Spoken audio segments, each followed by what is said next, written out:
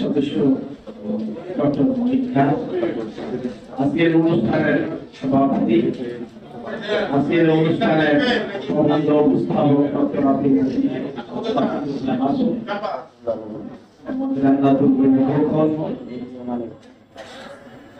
Engineer এবং উপস্থিত দর্শক মণ্ডলী, আসসালামু আলাইকুম। প্রথমে ধন্যবাদ জানাই আজকের এই অনুষ্ঠানে উপস্থাপক প্রবন্ধ তার একটা গবেষণামূলক প্রবন্ধ নির্মাণের উপস্থাপন করেছেন এবং এই নির্দেশনা শেষ করে ছেড়ে দিয়েছেন। জুলাই কেন বল তিনি বলেছেন যে বাংলাদেশের সংস্কৃতির প্রেক্ষিতে রাজনৈতিক দলের নির্বাচন চায়, বর্তমান সরকার সংস্কার চায়, এর একটা ভারসাম্য রাজনৈতিক ভবিষ্যৎ নির্মিত হবে, এই আশাবাদ ব্যক্ত করেছে। একটা বিষয়, আরেকটা বিষয় যেটা উল্লেখ করেছেন ৩৬ জুলাই ২০২৫, আমি এটাকে বলবো ৫ আগস্ট ২০২৪, ৩৬ জুলাই ২০২৪। বিপ্লবটা সংঘটিত ছিল ৫ আগস্ট ২০২৪। এর একটা ঐতিহাসিক ব্যাকগ্রাউন্ড আছে। আজকে ২১শে ফেব্রুয়ারি আসছে সামনে, ২১শে শহীদের আত্মার মাঠ কামনা করছি। যারা ৫ আগস্টে জুলাই থেকে আগস্ট পর্যন্ত যারা আত্মভুক্তি দিয়ে আজকের এই নতুন বাংলাদেশ গড়ার উদ্যোগ নিয়েছেন, তাদের আত্মার মাঠ কামনা করি। যারা আহত হয়েছেন তাদের সুস্থতার কামনা করি। কখন ফ্রি থাকে স্যার? টাইম নিতে হবে, নাম্বার আছে কথা বলেছি আপনার সাথে। হ্যাঁ, সকলে দিয়ে দিন। কামনা করে দুই কথা বলে আমি আমার কখন আসছে কেন আজকে রাতে একটা রাজনৈতিক সংবিধানে উপস্থিত গণঅভ্যুত্থান, গণপ্রত্যাশা এবং রাষ্ট্র সংস্কার, এই তিনটি বিষয় আজকে আলোচনার মূল বিষয় এবং তিনটি বিষয়ে সমানভাবে চলমান অবস্থা রয়েছে। ৫ আগস্টের বিপ্লবের পরে রাজনৈতিক পরিস্থিতি একটা ভিন্ন রূপ ধারণ করেছে। ৫ আগস্ট পর্যন্ত ছিল হাসিনা সরকারের পতন, এই একটা বাংলাদেশ আছে। আজকে ৫ আগস্টের পরে প্রত্যেকের স্ব-স্ব স্থানে ফিরে গেছে, প্রত্যেকের স্ব-স্ব রাজনীতি করতেছে এবং আগামী নির্বাচনে অনেক দল ৩০০ আসনের প্রার্থী ঠিক করে কাজেই এটা রাজনৈতিক চর্চা, এটা হওয়াটা স্বাভাবিক। আজকে কেউ বিএনপির সাথে এক সময় পরিষদে ছিল, বিএনপির সাথে ক্ষমতা আন্দোলন করেছে, আজকে তারা বিএনপি কষ্ট রাখবে, এটা তার স্বাধীনতা।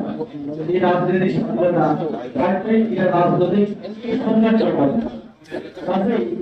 বিএনপিকে এখন জাতীয়তাবাদী শক্তিকে তার নিজস্ব চেতনায়, তার নিজস্ব শক্তিতে সামনে এগিয়ে নিতে হবে। আজকে দেশে যত সম্ভাবনা আছে, আমাদের সবচেয়ে বড় সম্ভাবনা হলো আমাদের যুব সমাজ। আজকে এই যুব সমাজ আমাদের সবচেয়ে বড় সম্ভাবনা। এই সম্ভাবনাকে কাজে লাগার জন্য এই বিপ্লবের সূচনা, এই বিপ্লব সংঘটিত হয়। আজকে আমাদের সম্ভাবনা ভৌগোলিক অবস্থা, ভারত, চায়না, তার পাশে আমরা অবস্থান, আর আমাদের দক্ষিণে মহাসাগর, অপরন্ত সম্পদ এই সাগরে আমাদের নিয়োজিত হয়েছে। কাজে আমাদের সম্ভাবনা অনেক বেশি। এই সম্ভাবনাকে কাজে লাগাতে হলে একটি শক্তিশালী রাজনৈতিক শক্তি দরকার, একটি শক্তিশালী নির্বাচিত সরকার, অন্তর্বর্তী সরকার, অন্তর্বর্তীকালীন সরকার, দীর্ঘমেয়াদী উন্নয়ন সংস্কার করা সম্ভব হয়। কাজে এই ক্ষেত্রে আগামী নির্বাচন অত্যন্ত গুরুত্বপূর্ণ, ভবিষ্যৎ রাজনীতি অত্যন্ত গুরুত্বপূর্ণ। আজকে দেশে তৃতীয় একটি ধারা সৃষ্টি করার চেষ্টা চলছে, সেটি হলো রাজনীতিতে ধর্মীয় প্রভাবে নতুন একটা বলয় সৃষ্টি করার চেষ্টা চলছে। এটা বাংলাদেশে এই 18 কোটি মানুষের জন্য সঠিক হবে। বাংলাদেশ একটি স্বাধীন দেশ, বাংলাদেশ একটি অসাম্প্রদায়িক দেশ, বাংলাদেশ একটি সকল ধর্মাবলম্বী দেশ। কাজেই এই অনুভূতিটা এটাকে ঐক্যবদ্ধ করে বাংলাদেশ জাতীয়তাবাদ, শহীদ প্রেসিডেন্ট জিয়া রহমান বাংলাদেশি জাতীয়তাবাদের চিন্তা করেন এবং প্রবর্তন করেন। আগামী দিনেও এই বাংলাদেশ ঐক্য ধরে রাখতে হলে আমাদের জাতীয়তাবাদী চেতনায় ঐক্যবদ্ধ হতে হবে। বাংলাদেশি জাতীয়তাবাদী হলে আমাদের আজকে যারা আমরা জাতীয় আদর্শে বিশ্বাস করি, তারা শহীদ প্রেসিডেন্ট জিয়া রহমানের আদর্শের অনুষ্ঠানে করে বিশ্বাস করি। মানে শুধু শহীদ প্রেসিডেন্ট জিয়া রহমানকে কিছু বললে হবে না, শহীদ প্রেসিডেন্ট জিয়া রহমানকে নিজের চরিত্রে ধারণ করতে হবে। শহীদ প্রেসিডেন্ট জিয়া রহমান ছিলেন কেমন? সব ছিলেন, নির্ভর ছিলেন, অর্থের প্রতি লোভ ছিল না, বাড়ি গাড়ি এবং সম্পদের প্রতি তার কোনো লোভ ছিল না। তিনি দেশ এবং দেশকে ভালোবেসেছেন এবং দেশের জন্য তিনি শহীদ হয়েছেন। কাজে আজকে জাতীয়তাবাদী শক্তি প্রত্যেক নেতা নেত্রীকে শহীদ প্রেসিডেন্ট জিয়া রহমানের ওই চরিত্রটা অনুসরণ করতে হবে। আজকে সারা দেশে জাতীয়তাবাদী শক্তির উপর অপমান আসে যে সুরাচার করে যাওয়ার পরে আমার বিএনপি কর্মী সমর্থকরা সারা দেশে চাঁদাবাদী শুরু করছে। কেন এই অপমান আসবে? এই অপমান আমাদের শক্তিগুলো আছে, সারা দেশে আছে।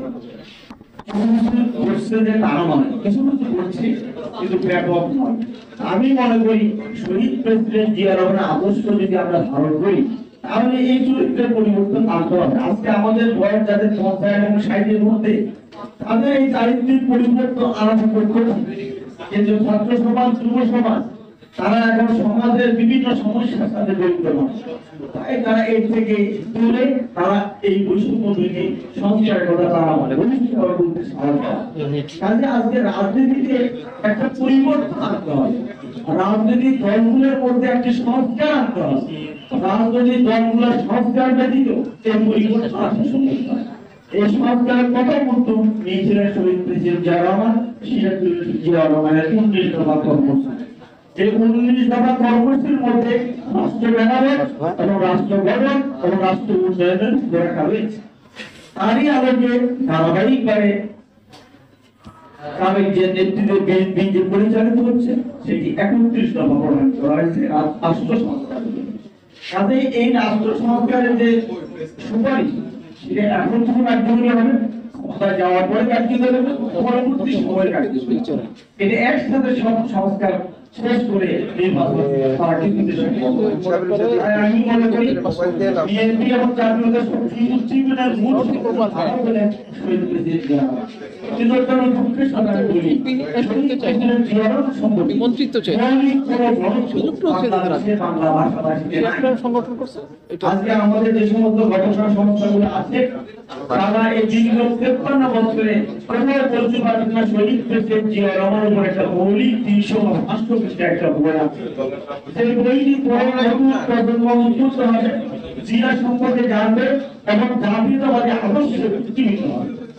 আমি বিএনপি সহ যারা এইভাবে চিন্তা ভাবনা করেন তাদের অনুরোধ করব, একটি গবেষণার মাধ্যমে নিরপেক্ষ একটি সম্পাদনা পরিষদ গঠন করে শহীদ প্রেসিডেন্ট জিয়া রহমানের উপর একটি মৌলিক তত্ত্ব রচনা করা সে একটা উদ্যোগ নিয়েছে, আমি তার সাথে আছি। বিএনপি যে গবেষণা সেল রয়েছে, জিয়া রহমান যে ফাউন্ডেশন রয়েছে, এই সমস্ত সংস্থাগুলো জিয়া রহমান উপরে মৌলিক গ্রন্থ রচনার দায়িত্ব নেওয়া উচিত।